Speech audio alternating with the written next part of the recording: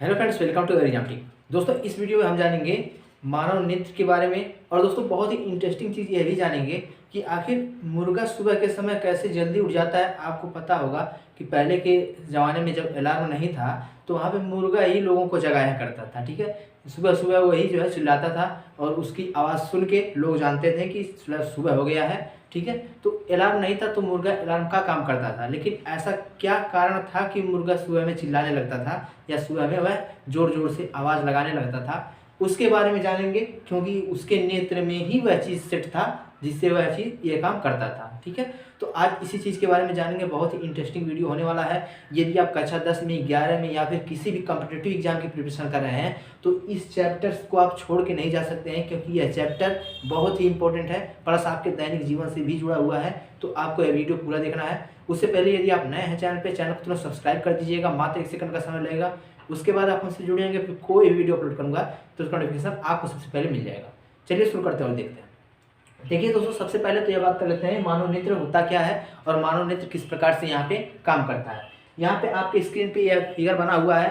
कक्षा 10 में स्पेशली पूछा जाता है कि मानव नेत्र की संरचना बनाइए। कक्षा 12 में भी आता है, या फिर आगे चल के आपको इस नेत्र के पार्ट के बारे में पूछा जाता है, अलग अलग चीज़ों के बारे में कि रेटिना का क्या काम होता है, या फिर आइरस का क्या काम होता है, कार्निया का क्या काम होता है, यहाँ पे पीत बिंदु का क्या काम होता है। अलग अलग पॉइंट यहाँ पे पूछे जाते हैं। ठीक, तो सबसे पहले तो हम बात करते हैं मानव नेत्र किस प्रकार से होता है। मानव नेत्र दोस्तों लगभग गोलाकार आकृति होती है या फिर संरचना होता है। गोलाकार टोटल नहीं होता है, क्योंकि यहाँ सामने उभरा हुआ भाग रहता है। इसका व्यास नियर अबाउट 2.3 सेंटीमीटर रखा जाता है। 2.3 सेंटीमीटर इसका व्यास होता है, इस गोले का व्यास होता है। दोस्तों यहाँ पे ये चीज़ तो ठीक है, लेकिन अब यहाँ पे बात करते हैं इसके पार्ट के बारे में, विभिन्न भाग के बारे में। यदि आपके क्लास 10th में आता है तो आपको पूछा जाएगा कि इसके सचित्र वर्णन कीजिए और इसके सभी पार्ट को बताइए।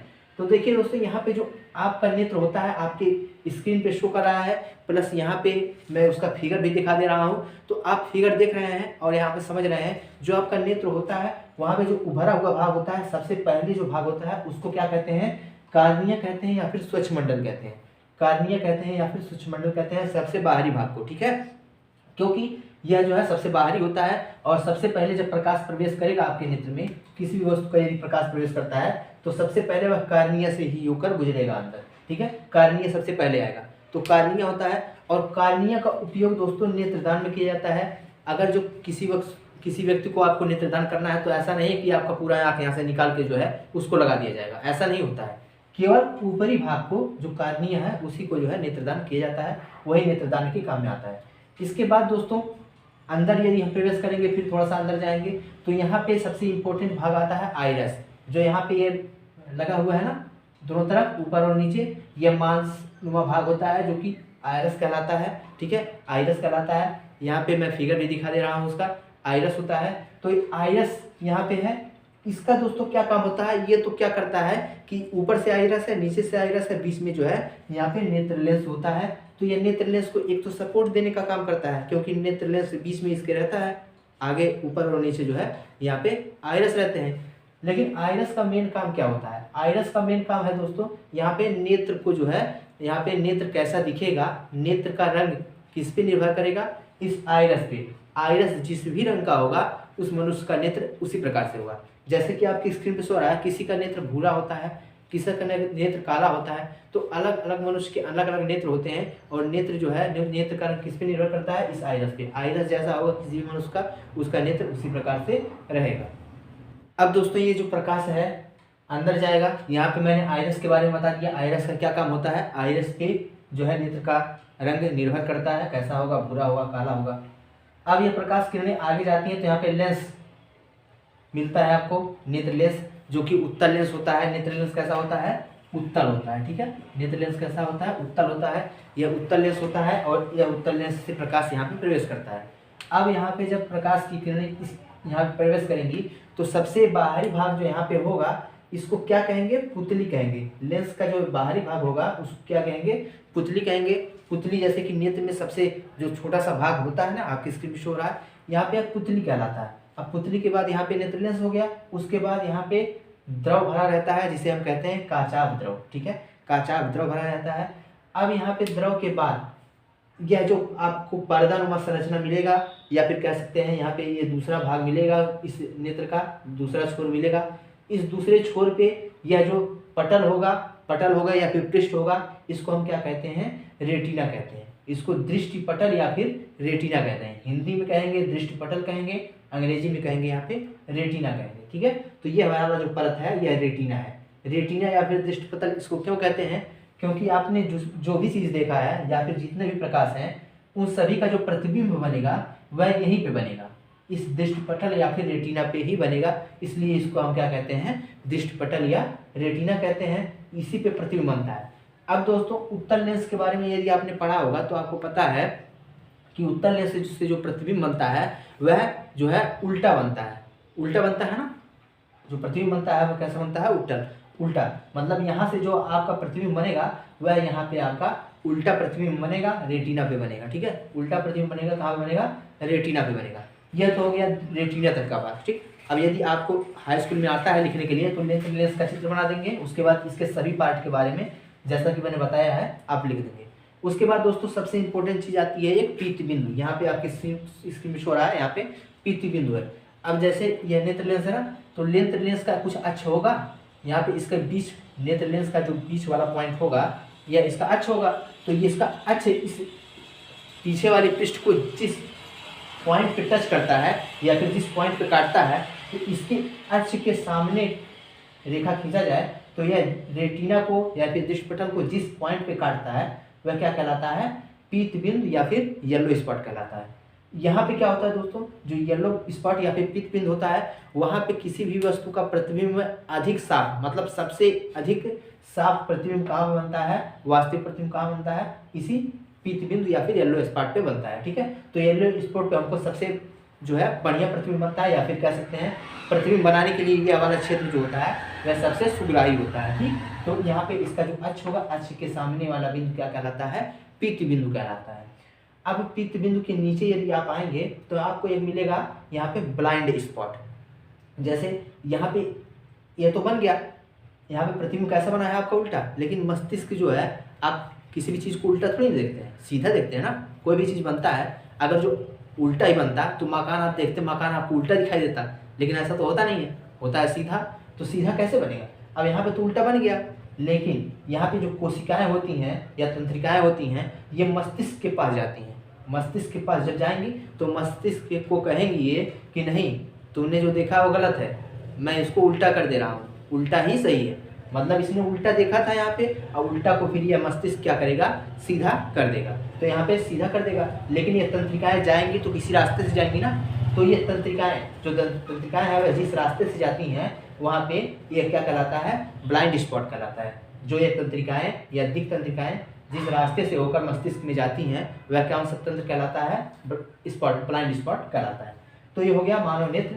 लेकिन दोस्तों अब सबसे इम्पोर्टेंट बात यह है कि आखिर क्या होता है कि आपको रात में भी दिखाई देता है थोड़ा बहुत, लेकिन दिन में आपको ज़्यादा बढ़िया दिखाई देता है। लेकिन उल्लू को क्या होता है, रात में दिखाई देता है लेकिन दिन में नहीं दिखाई देता है। जबकि यहाँ पे आपको मुर्गा देखे होंगे, मुर्गा को क्या होता है कि रात में नहीं दिखाई देता है लेकिन दिन में दिखाई देता है। आखिर क्या कारण है, ऐसा क्यों होता है? तो दोस्तों अब देखिए, मानव नेत्र में क्या होता है कि यहाँ पे दो प्रकार की कोशिका पाई जाती है। एक तो होता है शंकुनुमा कोशिका, एक होता है दंडनुमा कोशिका। एक बेलनाकार होता है, एक शंकु के आकार का होता है, ठीक है। अब यह दंडनुमा कोशिका और शंकुनुमा कोशिका, इन दोनों का अपना अलग अलग रोल है। ये दोनों अपने अपने क्षेत्र में निपुण है, कह सकते हैं, ठीक है। अगर जो इन दोनों में से कुछ भी एक नहीं रहेगा तो मनुष्य जो है उस कमी को यहाँ पे झेलेगा, ठीक है। अब मनुष्य में क्या होता है कि ये दोनों चीज़ें होती हैं सामान्य मनुष्य में, लेकिन जिसमें नहीं होता है उसमें प्रॉब्लम हो जाती है, ठीक है। अब देखते हैं आखिर इसमें क्या अंतर है और इन चीज़ों में आप जो है कैसे डिफरेंस पता कर पाएंगे। तो देखिए यहाँ पे जो दंडनुमा कोशिका है, यह दंडनुमा कोशिका क्या करती है कि ये मंद प्रकाश, मतलब जब कम प्रकाश रहेगा तो कम प्रकाश के प्रति संवेदनशील होती है। मतलब कम प्रकाश में भी आप देख सकते हैं यदि आपके पास यह बेलनाकार या फिर दंडनुमा कोशिका है, और यदि आपके पास यह शंकुनुमा कोशिका है तो आप अधिक प्रकाश या फिर तीव्र प्रकाश में जो है देख सकेंगे, ठीक। तो ये दोनों कोशिका होती है, तभी ना मनुष्य जब अंधेरे में चला जाता है तो भी उसको दिखाई देता है। क्यों दिखाई देता है? क्योंकि वहाँ पे मंद प्रकाश, बहुत कम प्रकाश हो रहता है रात में बहुत कम प्रकाश रहता है, लेकिन तब भी दिखाई देता है क्योंकि मनुष्य में दंड जो है दंड प्रकार की कोशिका और शंकु प्रकाश की कोशिका दोनों होती है। लेकिन यहाँ पे ये शंकु प्रकाश की कोशिका जो है यह रंगों, प्रकाश के रंगों को पहचान नहीं करती है। आप किसी चीज़ को लाल देखते हैं, किसी को जो है भूरा देखते हैं, किसी को काला देखते हैं, अलग अलग देखते हैं ना। तो प्रकाश के रंग कैसे निर्भर करेंगे, किस चीज़, आखिर नेत्र किसी न किसी चीज़ से पढ़ेगा ना कि आपको यह चीज़ लाल दिखाई दे रहा है, तो कैसे, तो आपका ये जो शंकुनुमा कोशिका है यह पढ़ के बताता है कि यह प्रकाश का कौन सा रंग है। तो प्रकाश के रंग की पहचान किसके द्वारा होती है, शंकुनुमा कोशिका। अब देखते होंगे किसी किसी को जो है जो कलर में नहीं पहचान पाता है। अगर जो आप रेलवे के स्टूडेंट्स हैं या फिर रेलवे के लिए तैयारी कर रहे हैं या फिर किसी भी ऐसे एग्जाम की तैयारी कर रहे हैं जहाँ फिजिकल होता है, तो फिजिकल में आपको दिखाया जाता है कि पहचान के बताइए ये कौन सा रंग है, ठीक है। और अधिकतर लोगों को पायलट वाले जो ट्रेन ड्राइवर होते हैं उनके लिए यह चीज़ अधिक मतलब बढ़िया से इसका जो है टेस्टिंग किया जाता है। तो वहाँ पे पहचान के लिए कहा जाता है कि आप बताइए पहचान के कि कौन सा रंग है, लाल है कि पीला है कि हरा है, तो इसी में पहचान करना होता है। लेकिन जिस मनुष्य में यह शंकुनुमा कोशिका कम होती है वह जो है जैसे मान लीजिए लाल रंग की कोशिका को लाल रंग को पहचानने के लिए शंकुनुमा कोशिका की आवश्यकता है। जिस प्रकार की कोशिका लाल रंग को पहचान पाती है, यदि वह नहीं है तो आपको जो है लाल रंग नहीं दिखाई देगा।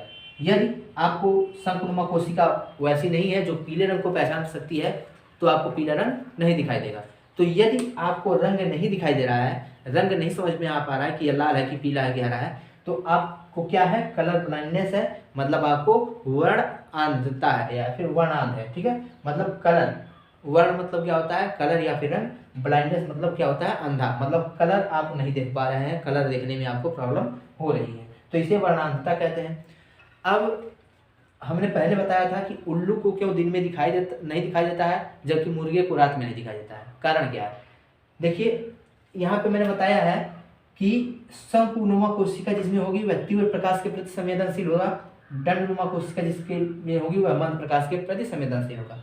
अब उल्लू में अगर जो या फिर आप मनुष्य में ही शंकुनुमा कोशिका हम एकदम गायब कर दें, नहीं है, दंडनुमा कोशिका है, तो आप तीव्र प्रकाश में देख पाएंगे, नहीं देख पाएंगे। इसके मतलब आपको भी दिन में नहीं दिखाई देगा। लेकिन आप अंधेरे में या फिर रात में चले जाएंगे तो आपको दिखाई देगा ना, क्योंकि उस समय दंडनुमा कोशिका आपको काम करेगी।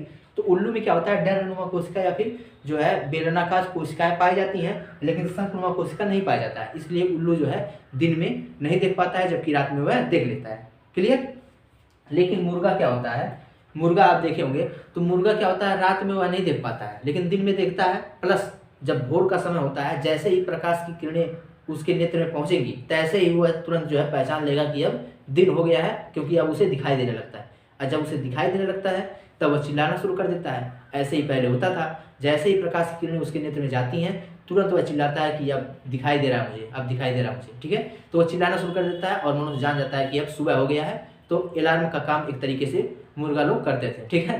तो यही काम होता था। तो उसमें क्या होता है, मुर्गे में शंकुनुमा कोशिका पाई जाती है, इसलिए वह जो है रात में नहीं देख पाता है, लेकिन दिन जैसे ही होता है वह देख लेता है, क्योंकि उसमें दंडनुमा कोशिका है नहीं, तो रात में देख नहीं पाएगा। लेकिन शंकुनुमा कोशिका है, इसलिए रात में वह नहीं देखता है, लेकिन दिन में जैसे ही प्रकाश की किरण उसके नेत्र में जाएगी वैसे ही वो देख लेगा, ठीक है। तो यह था मानव नेत्र, और इसमें मानव नेत्र के बारे में मैंने समझा दिया पूरी बढ़िया तरीके से कि इस प्रकार से क्या होता है, कैसे कैसे यहाँ पे नेत्र लेंस है, क्या कारणियाँ है, ठीक। और कोई क्वेश्चन है तो कमेंट बॉक्स में आप लिख सकते हैं। अगर जो कुछ भी ना समझ में आया तो कमेंट बॉक्स में लिखिए। कोई भी प्रॉब्लम हो कमेंट बॉक्स में लिखिए। चैनल को सब्सक्राइब कर दीजिएगा, इसको अपने मित्रों के पास अवश्य शेयर कीजिएगा, अधिक से अधिक लोगों के पास शेयर कीजिएगा ताकि अधिक से अधिक लोग हमसे जुड़ सकें। तो फिर मिलेंगे अगली वीडियो में नई जानकारी के साथ, नए अपडेट के साथ। तब तक के लिए जय हिंद, जय भारत।